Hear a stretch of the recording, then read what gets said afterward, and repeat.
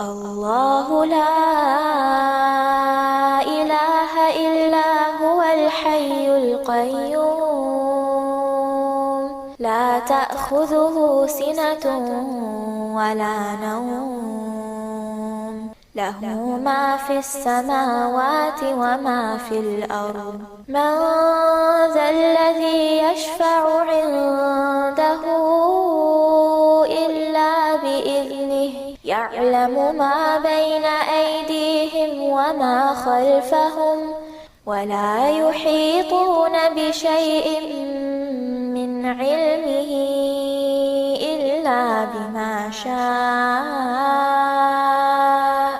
وسع كرسيه السماوات والأرض ولا يؤوده حفظهما وهو العلي العظيم একজন সাহাবী নবী সাল্লাল্লাহু আলাইহি ওয়াসাল্লামকে বলছেন, ইয়া রাসূলুল্লাহ, আমি পছন্দ করি আমার গায়ের পোশাকটা সুন্দর হোক, আমার জুতা সুন্দর হোক, ঠিক আছে, আমার সুগন্ধি ভালো হোক, দামি হোক। এটা কি অহংকারের পরিচয়? নবী সাল্লাল্লাহু আলাইহি ওয়াসাল্লাম বলছেন, না, এটা অহংকারের পরিচয় নয়। বরং অহংকারের পরিচয় হচ্ছে অন্য মানুষকে তুচ্ছ তাচ্ছিল্য করা এক, আর দুই হচ্ছে সত্যকে প্রত্যাখ্যান করা। মনে থাকবে, অহংকারের সংজ্ঞা কি? এক, অন্য মানুষকে তুচ্ছ তাচ্ছিল্য করা, আর দুই, সত্যকে প্রত্যাখ্যান করা। এখন সত্য কি?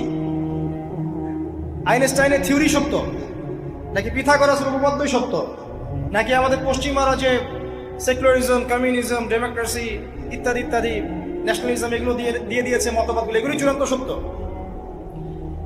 সায়েন্সই কি চূড়ান্ত সত্য? চূড়ান্ত সত্যটা কি আসলে? নামাজ। বিশ্বনবী ইন্তেকাল করবেন, রুহু বের হয়ে যাচ্ছে, দুই তিনটা শব্দ বললেন, এর মধ্যে একটা ছিল সালাত। আর সালাত, উম্মতেরা নামাজ, নামাজ, নামাজ ছেড়ে দিও না, ওমা মালাকাত আইমানুহুম। মানুষ ইন্তেকালের আগে শ্বাস বের হয়ে যাচ্ছে, রুহু চলে যাচ্ছে, ওই মুহূর্তে কি জরুরি কথা বলে নাকি ফালতু কথা বলে? সবচেয়ে জরুরি কথাটাই তখন সে বলে যায়, ঠিক কিনা? কথা বলেন। বিষ্ণু বলেছিলেন নামাজ। তাহলে এই সালাতের গুরুত্ব আছে না নাই? সর্বপ্রথম এই সালাতের ব্যাপারে in the day of judgement আমাদেরকে প্রশ্ন করবে কে? সালাতে কায়েম করো, সালাতে কায়েম করো, হবে সম্মানী তুমি, হবে জান্নাতি তুমি, হবে সম্মানী তুমি, হবে জান্নাতি তুমি, দিবে কাল হাসরে শীতল ছায়া হারশে আজিম, রব্বিয়াল আলা রব্বিয়াল আযীম, রব্বিয়াল আলা রব্বিয়াল আযীম। সুবহানাল্লাহ পড়ে। এজন্য নামাজ, নামাজ, এই নামাজ যাতে মিস হয়ে না যায়। সব মিস হতে পারে, নামাজ মিস হতে পারে না। আল্লাহ তুমি বুঝার তৌফিক দান করো। হে বিশ্বাসীরা, পাপ হতে পারে, ভুল হতে পারে, অন্যায় হতে পারে, ওই অন্যায়ের উপর অটল থেকো না, আমার কাছে ফিরে আসো। কাম টু ইউর লর্ড, তোমার রবের দরবারে ফিরে আসো, ক্ষমার মতো ক্ষমা চাও, ক্ষমার মতো ক্ষমা চাইলে আমি সব ক্ষমা করে দেব। সুবহানাল্লাহ পড়েন।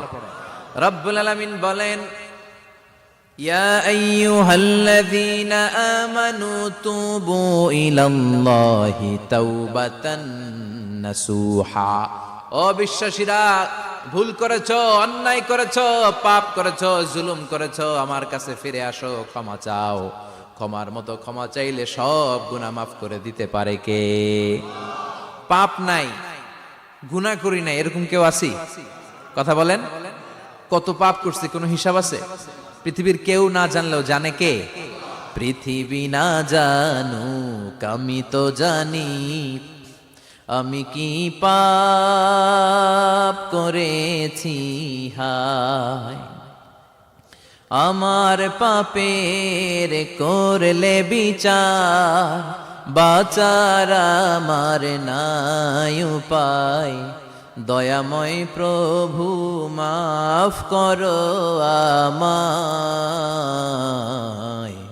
মাফ করো আমায়। পড়েন আমিন। আমাদের পাপগুলো ক্ষমা করে কে? চিল্লায় বলেন কে? আল্লাহ ডেকে বলে, গোলাম আমি হলাম গাফিরুয যামব কাবিলুত তাওব। আমার কাজ হলো ক্ষমা করা, আমার কাজ হলো তওবা কবুল করা। শয়তানের কাজ হলো ওয়াসওয়াসা দেওয়া। আমাদেরকে ভুল পথে নিয়ে যাওয়া, আর আমাদের কাজ হলো ভুল করে ফেলা, আল্লাহর কাজ হলো ভুলগুলো মাফ করে দেয়া। আল্লাহ ডেকে বলে, গোলাম তোরা যদি ভুল না করতি, তোরা যদি পাপ না করতি, তোরা যদি অন্যায় না করতি, তোদেরকে ধ্বংস করে দিয়ে এমন একটা জাতি আমি এই দুনিয়ার বুকে তৈরি করতাম যারা সকালবেলা ভুল করে দুপুরে মাফ চাইতো, দুপুরে ভুল করে রাত্রে মাফ চাইতো, আজকে ভুল করে আগামীকাল মাফ চাইতো, আর আমি আল্লাহ গুনাহগুলো তাদের সব ক্ষমা করে দিতাম। ক্ষমা করে দিতে আল্লাহর বড্ড ভালো লাগে। বান্দা আল্লাহর কাছে বারবার চাক, চোখের পানি ছাড়ুক, এটা আল্লাহ পছন্দ করে। চোখের পানির যে কত পাওয়ার আপনি কল্পনাই করতে পারবেন না। অনুশোচনার চোখের পানি চোখ বেয়ে নাকের ডগা পেয়ে জমিনে পড়ার আগেই আল্লাহ এই বান্দারে মাফ করে দেয়। বিশ্বনবী ডেকে বলে, ও আমার উম্মতেরা শোনো, আল্লাহর কাছে দুনিয়ার মানুষদের দুই ফোঁটা পানি সবচেয়ে প্রিয়।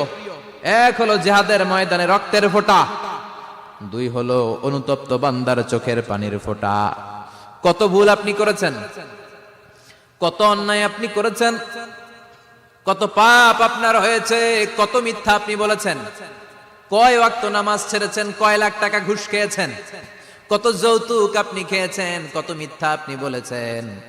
আপনার পাপ যত বড় হোক, যত বিশাল হোক, যত বেশি হোক, আল্লাহর দয়ার পরিসীমা তার চাইতেও বড়। আপনার পাপ, আপনার অন্যায়, আপনার জুলুমগুলো যদি হয় খালের পানির সমান, বিলের পানির সমান, আল্লাহ